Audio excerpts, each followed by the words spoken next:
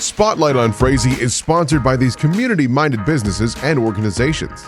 United Community Bank, an independent, family-owned and operated bank committed to empowering customers to achieve their financial goals. Member FDIC.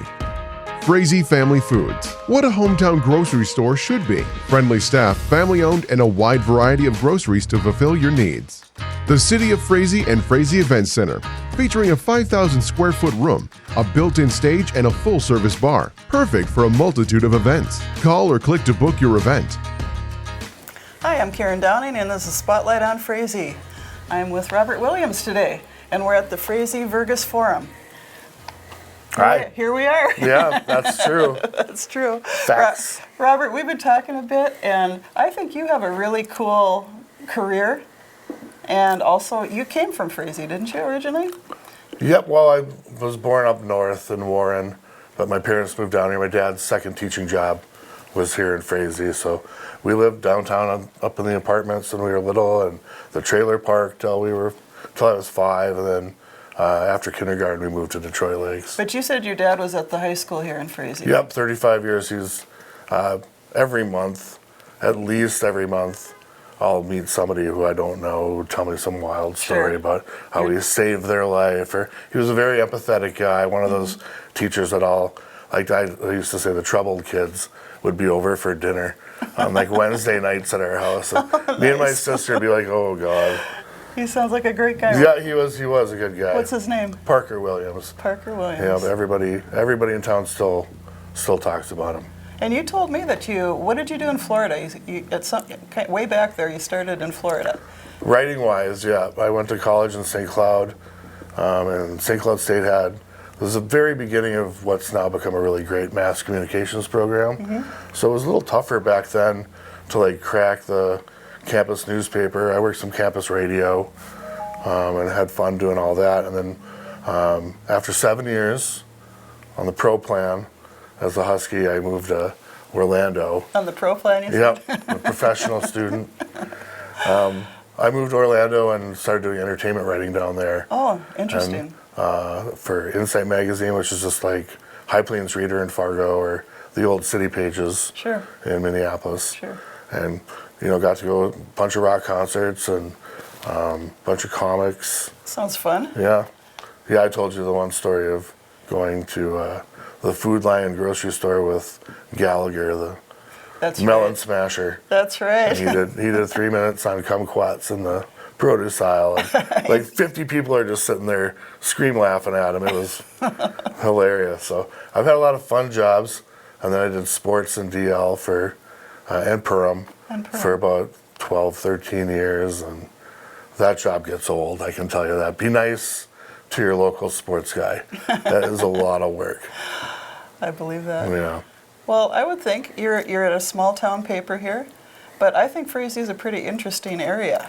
And you can't forget Vergas. And Vergas, I'm sorry. No, it's not your fault. But Frazee Vergas. Yep. One thing when Chad and Danny bought the paper, I like that they changed the name to the Frazee Vergas Forum. Absolutely, yeah. Because Vergas, man, there's a town they know how to have a good time over there. Do they? Yep, they really do.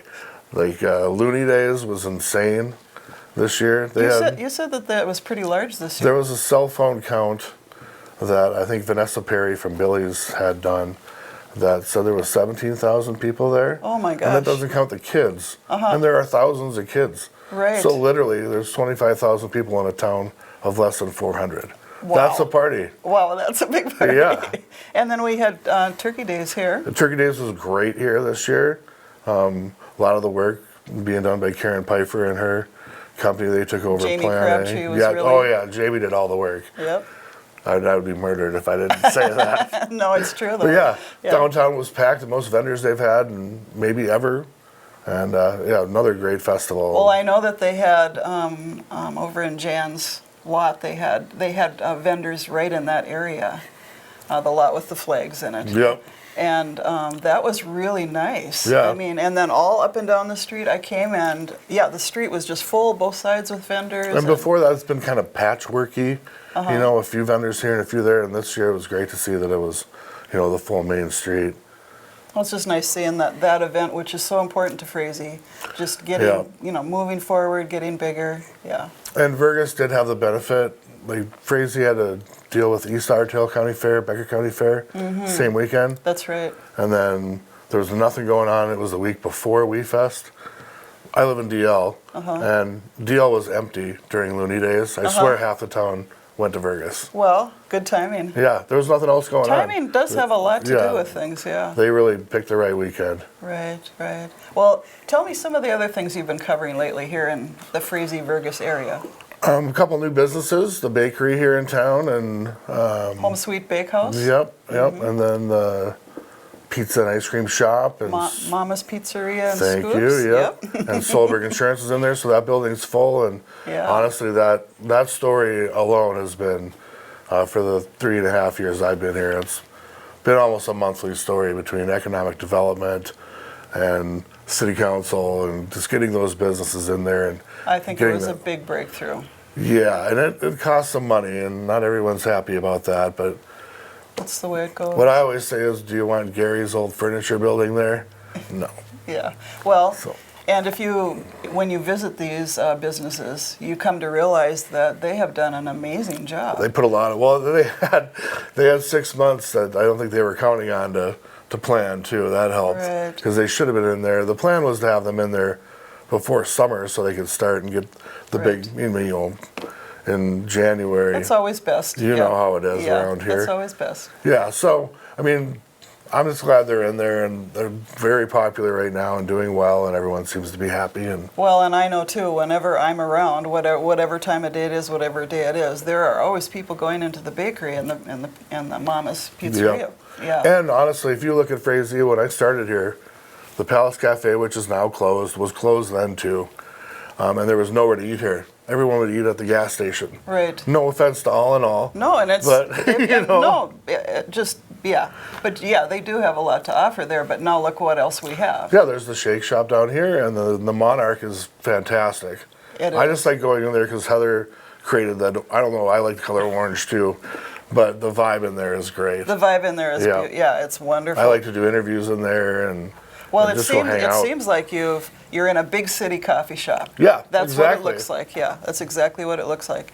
And then we've got we already mentioned the new businesses. We've got the Gobbler. Yep, the Gobbler. Which I have to say, the Gobbler is impressive. Yeah, I remember when the first time I walked in there, and I thought this looks just like a traditional Irish pub.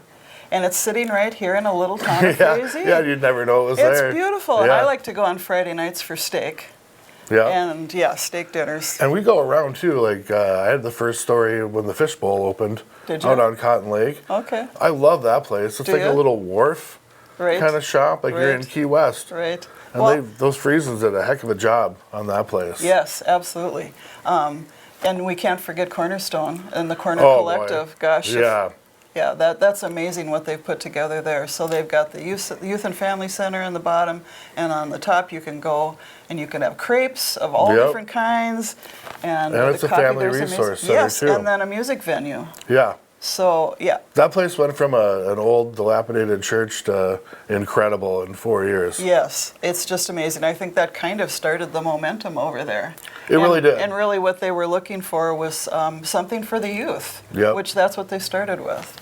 So that's pretty amazing. Yeah, I like the way that they actually polled young people of what do you guys want? Right. And that's what they got. And that's what they got, exactly what they asked for, yeah. That place is...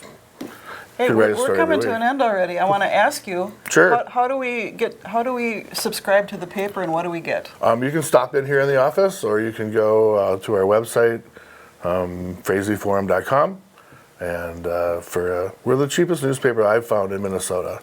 The Pelican Rapids Press is close, but it's $42 a year for local, $50 if you're out of town, $35 if you just want it on the web.